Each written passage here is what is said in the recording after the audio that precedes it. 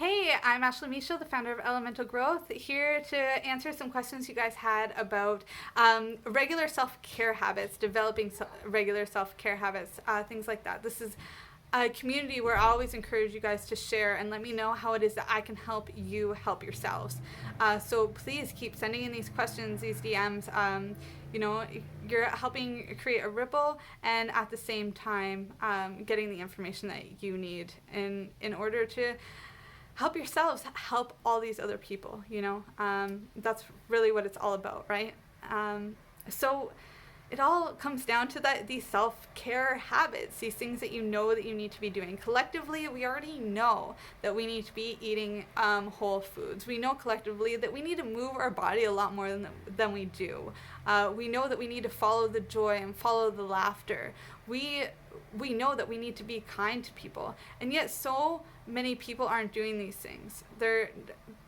They lost connection with nature, they lost connection with themselves, and they don't even know how it is to love themselves. It's something that we're never taught in school. We're taught everything but. We're bombarded with all of these distractions all the time, commercials, ads, so much information that we forget to take the time to just sit and relax and tune in and contemplate what it is that we need to be happy, how it is that we can cultivate more joy and happiness and wholeheartedness in our own lives.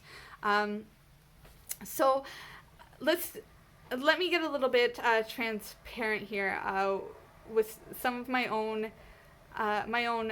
issues here. Is that I'm a very codependent person. While that's not a actual personality disorder diagnosis, I believe it should be, because it's connected to so much addiction and mental health issues and everything else. But for me, it's like an addiction to narcissism through codependency, and in this means that I'll find people who will put me down, or who it is that I have to please, things like that. And in doing so, I put all of my focus into them, into pleasing them, micromanaging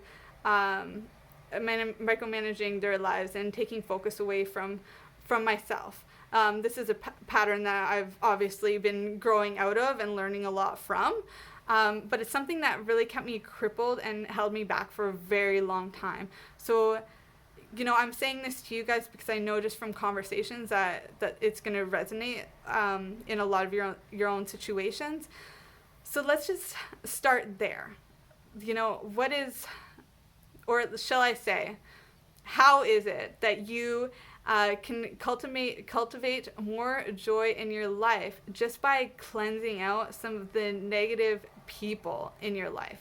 That's going to be one of the biggest things. They say that you're going to be like the top 5 people in your life. So, if they aren't really powerful people that are working out, that are building their own businesses similar to you, that are investing in themselves, like by going to coaching programs and trainings and doing personal development work and reading books. If it's not those people, if instead they're people that are still like how you were in your past, then you need to really cleanse that out. That's the first thing that you need to do. That was the first thing I had to do when I quit drinking, and that's still something that I constantly struggle with some of my family members and even friends that I feel like I can't let go of, but yet I still know are not serving.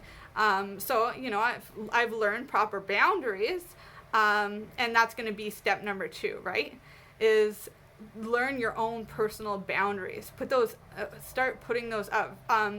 Actually, first, really start putting them down on paper, getting them out of you. These things that are triggers for you, things that are stopping you from caring for yourself or loving yourself, get them out on paper and start diving into where it is that they're stemming from, how it is that you can mold it so that it's more serving to you. You can easily let habits go. It doesn't seem like it's easy. You're going to be told by other voices in your head that want to keep you safe and keep you comfortable that you don't have to do these changes.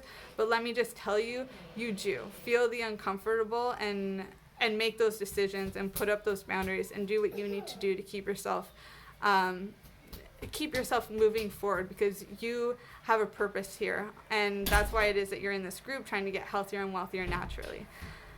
I do have a handout. I'm not sure if it's in the group yet, but if you want it, I definitely have it available, and it's called the ABCs to Self-Love. So that includes, the first one is affirmations, the second one is boundaries, and the third is creating your own personal commandments. And that's where the real self-care and the real self-love comes from, is those 12 commandments. I adapted this from Gretchen Rubin, who wrote The Happiness Project. So really it was taking 12 things that she wanted to cultivate in her life, 12 and then she used the year. So she took each one, this one's going to be easier in the spring, this one's going to be easier in the winter, and she chose which month she's going to do which one. She went through her entire year, adding one on. So each month she had one focus. And then she would adapt another one. So by the end of the year, she had these 12 awesome habits and actually created a happier, healthier life for herself and her family. And I encourage you guys to do the same. If you want the link to this book, reach out to me if you want my ABCs to Self-Love, or just have any other questions and want to dig in deeper, anything like that. Please feel free to ask, leave in the comments, or email me, Ashley@elementalgrowth.org. I love you guys. I'll talk to you soon.